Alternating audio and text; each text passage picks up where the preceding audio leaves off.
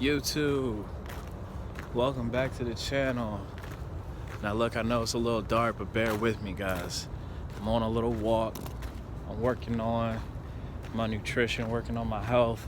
So I thought it'd be good that during my break, instead of sitting in my car, I take a walk. I sit and talk with you guys and just go over 10 things that I wish I knew in my 20s now that I'm 31. So listen, let me get right into it. I don't want to ramble because sometimes I do that. I want to be getting better at my content and making sure that I'm getting to the point. So number one, the first thing I would say, guys, in my 20s is if you're the type of person that is a creative, the type of person that is maybe like you want to be an entrepreneur, or you don't feel like you need to go to college or school or whatnot, and you want to chase your passion, but you're not sure how to actually turn your passion into revenue or monetize it, something like that, I would suggest to you to always have a plan B and be working on your plan B like it's your plan A, but still be developing for your plan A. So for example, my plan A was I wanted to be a music producer. I wanted to make beats and on FL Studios and make a lot of money from getting a placement or a sync placement through movies and TVs, things like that. But I wasn't sure how to build a business model to attract and funnel customers, and I didn't understand marketing. There's a whole lot of things that goes into being a entrepreneur that I didn't understand. I just thought that, all right, if I just make really good beats, put them out online, and the money will come to me. And me not knowing structure, not knowing what goes into this type of career, and also not having the drive or the passion to even go and find out those things and learn those things. This is something I had to learn about myself, is that some things that you say you want are reflective in your actions by you not actually going after that thing, and shows back to you that you never really wanted it like the way you say you want it, if that makes sense. So in my 20s, while I was chasing, going around my city and trying to, pass my beats around and show people what I got, and doing all these different creative ventures to try to bring an income in, if I simply just focused on a plan B that is a recession-proof kind of career, that's a skill that's needed for the economy to move forward, I would have been way further in life, because I would have had that plan B to fall back on in case my plan A isn't working like I intended. And when you're in your 20s and you're real young, sometimes, we don't understand that things can go left. You're not going to always go the way you imagine in your mind.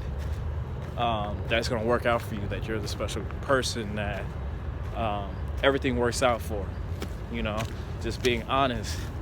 Sometimes things don't work out, but that's okay, as long as you know how to bounce back from them and you know how to pivot when things don't work out. So when I turned 30, I was like, okay, there's enough of this. Really, it started when I was 28. I was like, okay, I'm done with doing this plan A. I need a plan B that's sustainable. And that happened once I had my son. I realized, okay, I can't be up all night doing these studio sessions and not knowing if I'm going to guarantee get paid, if someone's going to buy some of my products or buy, a music video or things like that. I can't rely on this money, so I need to figure out what's going to work for me to carry me through my 30s. So when I turned 30, I enlisted myself in school for cybersecurity, and I'm currently doing that and working on my way through navigating in the tech industry to get transfer over. Right now, currently, I'm working at this warehouse called Yamaha while I'm in school and while I'm interning for a company to get into the tech field. So with that being said, if I had this mindset in my 20s, it would have worked out better for me, because I would have had this skill I was developing in the back while I was working on my plan A, which would have been making beats and music, things like that. But I had my plan B to take care of me for life financially. So that's number one. Number two would be like the girls that like you. I'm gonna let that sit for a little bit. Like the girls that like you. So what does that mean? That means that a lot of us, especially in our early 20s, will be chasing after a woman that don't give a damn about you. We'll be trying to bag her, we'll be trying to do this, we'll be trying to do that, impress her with dates and things like that. Now, I didn't do that too much in my 20s, but there were times that I did. I'm not gonna sit here and lie to y'all. There was times that I saw a beautiful woman and I was like trying to, do whatever I could to get her back to my place and do what I was trying to do. But I just wasted time and energy because there was like 5-10 other guys that's trying to do the same thing, right?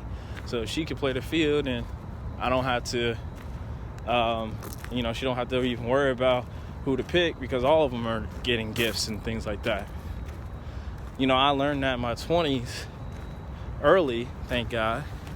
And I always thought about that to tell my son, it's like, yo, don't be out here chasing girls because they have a whole other bunch of other guys, and you should have a bunch of other girls that's interested in you, and you shouldn't be lowering yourself to try to chase after this kind of woman that's not showing any interest in you. It just doesn't make any sense to do it like that. So with that being said, if a woman likes you, shows interest towards you, and of course you feeling her too, then go for those girls versus going for the girls that's not showing you any mind and not caring about anything you got to say, because this is a waste of energy, waste of money, and just a waste of time. So that'll be number two.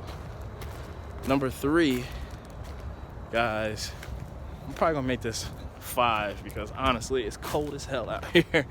So number 3, I would say, guys, is invest your money early. In your 20s, you're gonna be spending a lot of money going out, partying, doing whatever you want to do, and that's cool. But later on in life, you're gonna be like, damn, I made like a whole bunch of money in those 10 years and I didn't put none of it back into myself. So invest in S&P 500, something simple, S&P 500, something simple, nothing crazy. Invest in real estate stocks like REITs, something that pays you over time, and stack your money up. You know what I'm saying? Number 4 would be, you want to avoid debt at all costs. Now, for me, I got a credit card and I went crazy. I didn't understand the value of credit. But guys, if you don't have good credit, you're not going to be able to get an apartment. If you don't have good credit, you're not going to get a good deal on financing a car. You don't have good credit, you're not going to be able to get a house. So don't be getting a credit card and then spending the whole entire limit of it and not paying these folks back, because then it shows you're not trustworthy with a line of credit and he won't be able to do anything. I have a bunch of friends that, you know, they trapping on, you know, they grew up in a hood kind of environment, and they don't even have bank accounts, and they 30, 35 plus. They still believe in this. So guys, get a bank account, please. And then number 5 would be, don't be afraid to start over. Like, I feel like I'm starting in my 30s now, simply because I let go of that old passion I had, that old dream I had, to focus on this new one that I believe is going to take care of my financial future. And I had to let go of that old one to get this new one. So those are the 5 things I would say I wish I knew in my 20s. Guys, have a blessed night. I'll see you guys next video.